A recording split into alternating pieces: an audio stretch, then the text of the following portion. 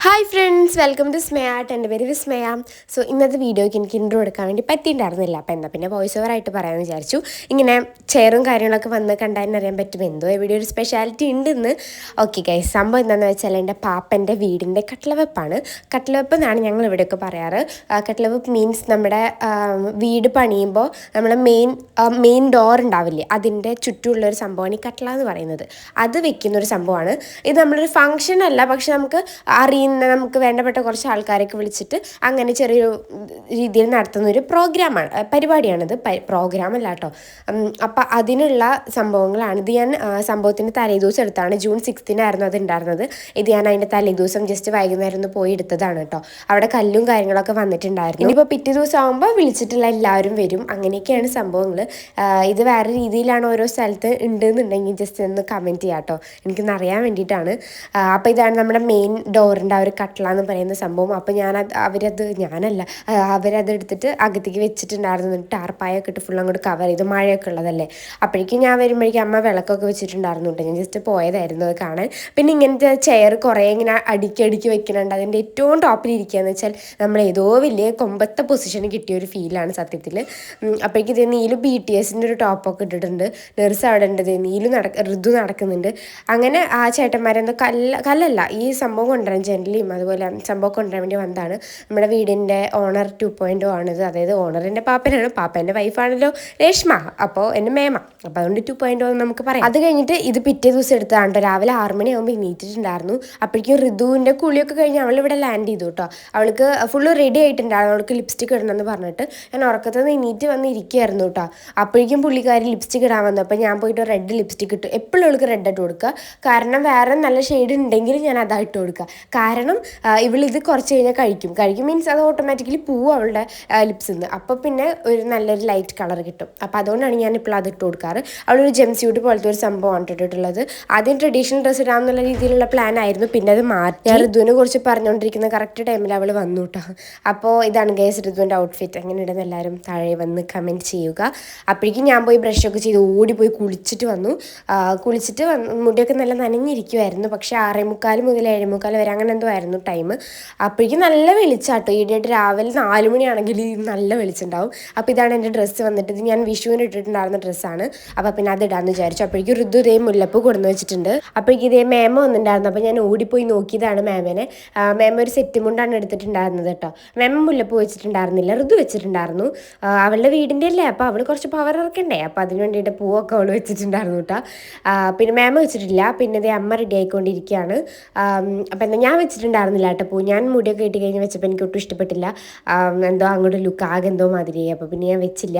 അതേ ഗൈസ്, ആൾക്കാരൊക്കെ കുറച്ച് പേര് എത്തിയിട്ടുണ്ടായിരുന്നു. അപ്പോൾ അതിൻ്റെ സ്കൂട്ടറും കാര്യങ്ങളൊക്കെയാണ് നിങ്ങൾ കണ്ടുകൊണ്ടിരിക്കുന്നത്. നമ്മളിപ്പോൾ ദേ വീട് പണിയാൻ പോകുന്ന സ്ഥലത്തേക്ക് നടന്നുകൊണ്ടിരിക്കുകയാണ് കേട്ടോ. അപ്പോഴേക്കും നമുക്കിങ്ങനെ പൂജാരി വന്നിട്ട് ഇങ്ങനെ പൂജാ കർമ്മങ്ങളായി പരിപാടികളൊക്കെ ഉണ്ടാവുമല്ലോ. അപ്പോൾ അതൊക്കെ ഇങ്ങനെ ചെയ്തുകൊണ്ടിരിക്കുകയായിരുന്നു. ഇതിൻ്റെ നെർസ് നീലും വന്നു. രണ്ടുപേരും പർപ്പിൾ ഔട്ട്ഫിറ്റാണ്. ഇത് മീഷോന്ന് വാങ്ങിയതാണ് കേട്ടോ, 300-400 സംതിങ്ങിന്. അപ്പോൾ ടാഗ് ചെയ്യാൻ പറ്റില്ല, കാരണം ടാഗ് ചെയ്യണമെങ്കിൽ ഫ്ലിപ്കാർട്ടിൽ നിന്ന് വരണം. മീഷോ എന്നുള്ളത് അവൈലബിൾ അല്ല. അപ്പോൾ അതുകൊണ്ടാണ് ഞാൻ ടാഗ് ചെയ്യാത്തത്. പിന്നെ ഞാൻ ഫുൾ ലാൻഡ്സ്കേപ്പ് മോഡിലും, പോർട്രേറ്റ് ആയിട്ടും നെർസ് ലാൻഡ്സ്കേപ്പ് മോഡിലും വീഡിയോ എടുക്കാനും ഓരോരുത്തരും ചുമതല പെടുത്തിയിട്ടുണ്ടായിരുന്നു. അപ്പം നമ്മളത് എടുത്തുകൊണ്ടിരിക്കുകയാണ്. നെർസ് അതാണ് സൈഡിൽ ഇരുന്നിട്ട് വീഡിയോ എടുത്തുകൊണ്ടിരിക്കുന്നത്. പിന്നെന്താ, കറക്റ്റ് 6:45 എല്ലാവരും ഒന്നും വന്നില്ല കേട്ടോ. കുറച്ച് ലേറ്റായിട്ട് ഞാൻ വന്നൊരു 7:15 ആകുമ്പോഴേക്കും ഒരുവിധം ആൾക്കാരൊക്കെ എത്തിയിട്ടുണ്ടായിരുന്നു. എന്താണ് ഇവർ പറഞ്ഞു ചിരിക്കുന്നതെന്ന് എനിക്കറിയില്ല കേട്ടോ.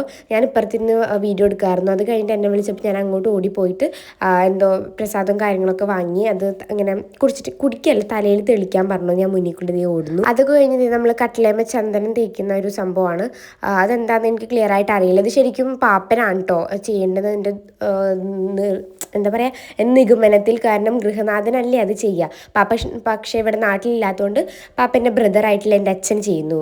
മൂത്ത ബ്രദറായിട്ടുള്ള എൻ്റെ അച്ഛൻ ചെയ്യുന്നു. പിന്നെ അവിടെ ഫ്രണ്ടിൽ എന്താ പ്രസാദം കാര്യങ്ങൾ അങ്ങനെ കുറേ സംഭവങ്ങൾ ഉണ്ടായിരുന്നു കേട്ടോ. ഇത് നെർസ് എടുത്ത വീഡിയോ ആണ്.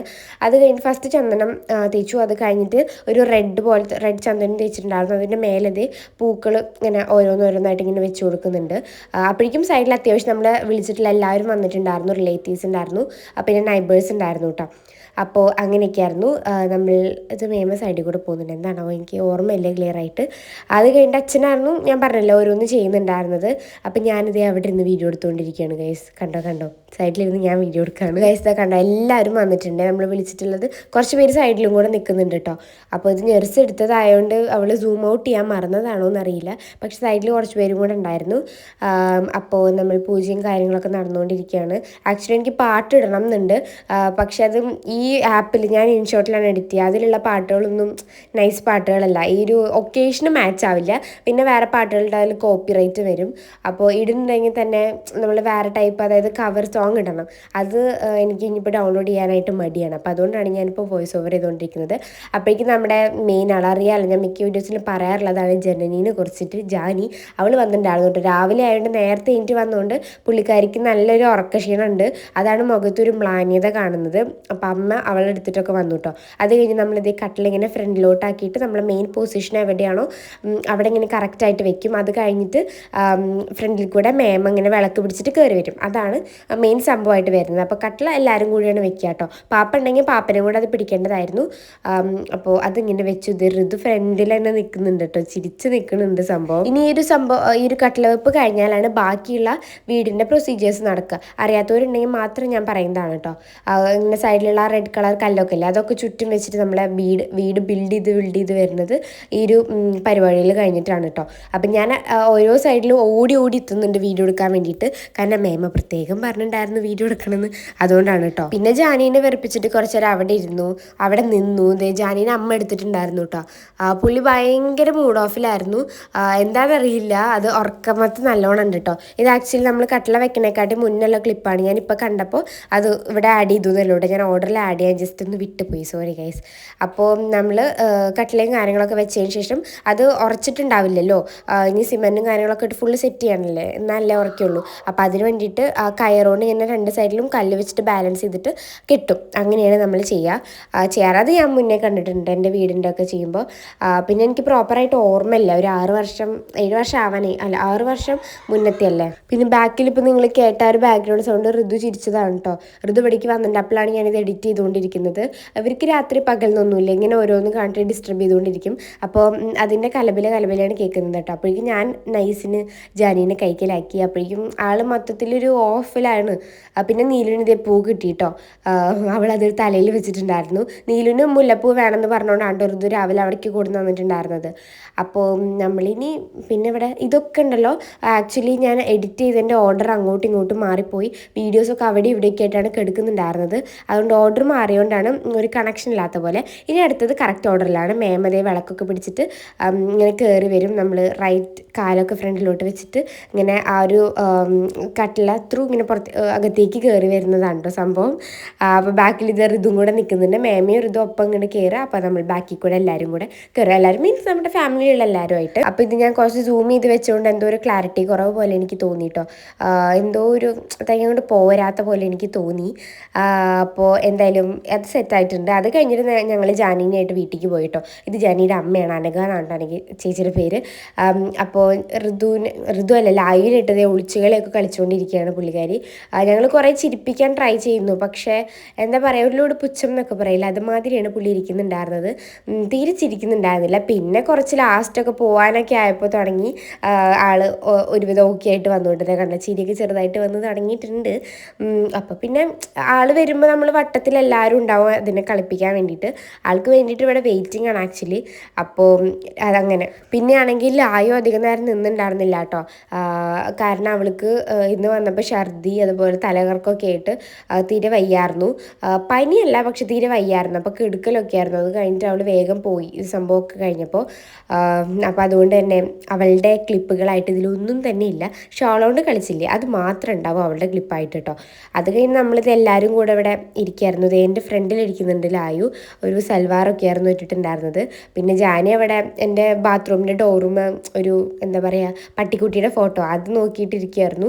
നമ്മൾ ഫുഡൊന്നും കഴിച്ചിട്ടുണ്ടായിരുന്നില്ല കേട്ടോ. അപ്പോൾ അടുത്തായിട്ട് ഫുഡ് കഴിക്കൽ പരിപാടിയാണ്. മിക്ക ദിവസം ഇങ്ങനത്തെ ഫംഗ്ഷൻസിനൊക്കെ ഉണ്ടാവുക ഇഡ്ഡലി അതുപോലെ വട ആൻഡ് സാമ്പാർ ആൻഡ് ചട്നിയാണ്. അപ്പോൾ ഇവിടെയും അത് തന്നെയായിരുന്നു ഉണ്ടായിരുന്നത്.